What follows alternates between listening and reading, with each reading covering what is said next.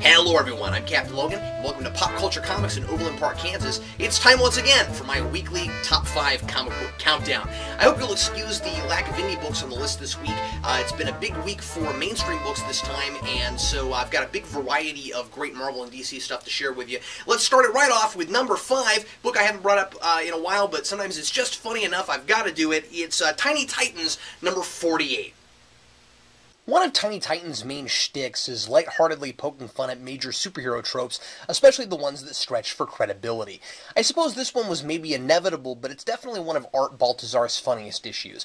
The Titans finally think, out of the blue, that it might be fun to take their masks off. Then they try on other clothes, go to discos, and have a good time.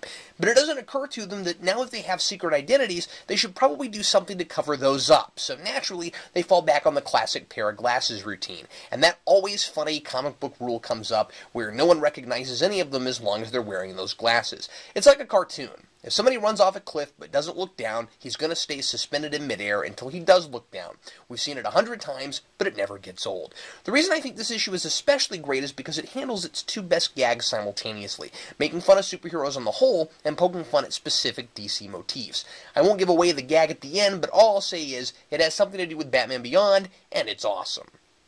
And coming in at number 4 this week, it's Venom, number 12.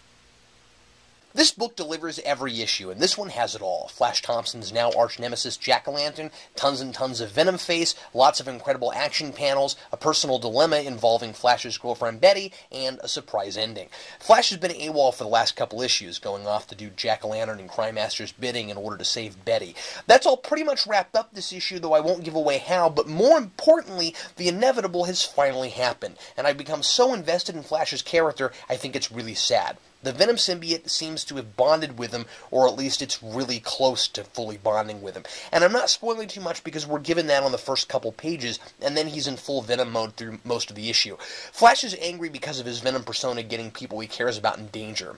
Sound familiar?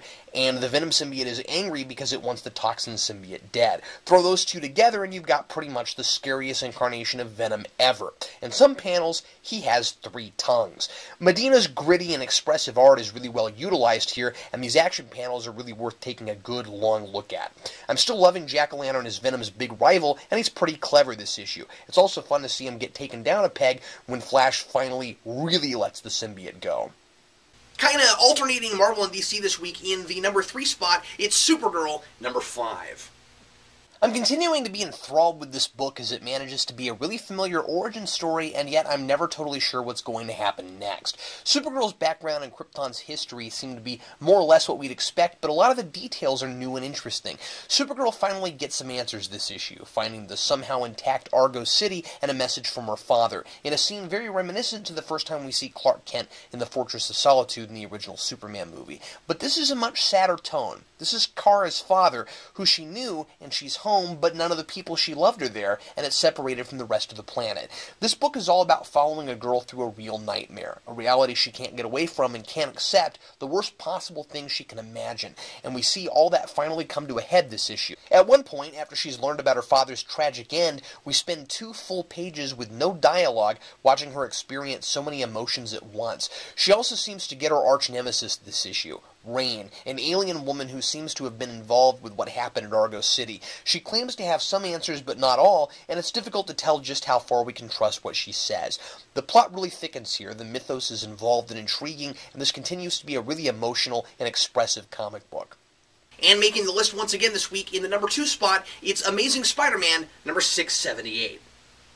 This, to me, is some of Dan Slott's finest work on Spider-Man. I think it really peaked during Spider Island, which I loved, but it's great to finally see a really fun story that isn't a big event or deeply involved with a bunch of other books. This is really old-school time travel sci-fi, and more than any of Slott's issues I've read so far, this feels like a really classic Spider-Man story. Peter makes a careless but understandable mistake, and then tries everything he can do to make it right. I love how big and serious this feels, and how cleverly silly and out there it is all at the same time. Peter's co-worker Grady at the lab invents a doorway that goes 24 hours into the future, into the break room at the lab.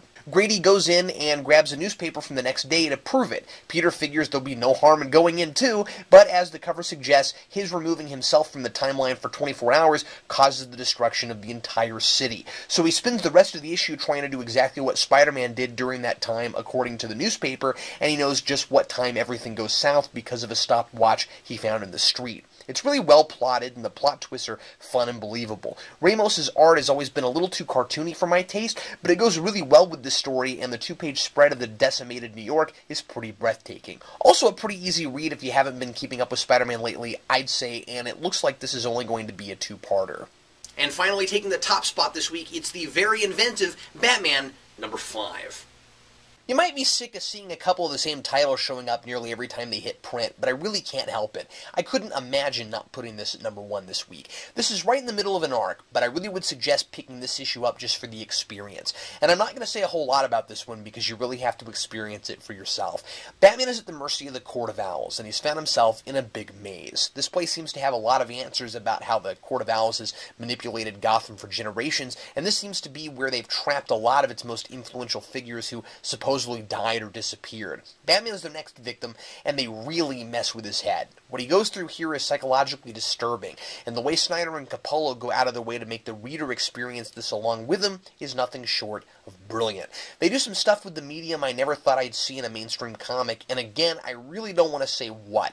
Let's just say they make our experience a maddening one, just like Bruce's. The issue is bookended with an exchange between Gordon and Bullock on top of police headquarters that helps ground the book in reality, and also drives home the importance of the idea of Batman in this twisted and bizarre city. And as we spend more time learning about the Court of Owls, we're starting to figure out just why it's so twisted. I really think any fan of Batman should read this issue. And now on to some honorable mentions. It's Daredevil #8. Following up where last issue of Amazing Spider-Man left off, Daredevil and Spider-Man try to figure out if Black Cat is being framed for a crime she didn't commit, but she doesn't make the case easy for either of them. And there's a really strange twist at the end that's really personal for Matt Murdock. And then Invincible Iron Man #512. Tony's in bad shape at the beginning of this, his primary repulsor unit damaged by the living laser, and the Mandarin gets ready to start a bigger war than anyone expected.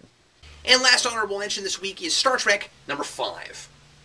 I thought the previous two stories were good, but too close to their original episode counterparts, but this one is Operation Annihilate, and it deviates in a big way, connecting to Kirk's flashback as a kid in the movie. Plus, those pizza monsters can do a lot more in a comic than they could on a TV show budget. Well, hey, that's it for the countdown this week. If you're ever in the Kansas City area, be sure to check out Pop Culture Comics in Overland Park, Kansas. That's where I am at this very moment, and it's my favorite place to get comic books. If you're not in the area, be sure to support your own local comic book store if you have one. And if you happen to be watching this on the Pop Culture website, you've never checked this out before, do be sure to check out Geekvolution. That's youtube.com/Geekvolution. You can also go to our website, wearegeeksnotnerds.com, and you can check us out on Twitter @Geekvolution. Thanks, as always, for watching. I'm Captain Logan, and happy reading.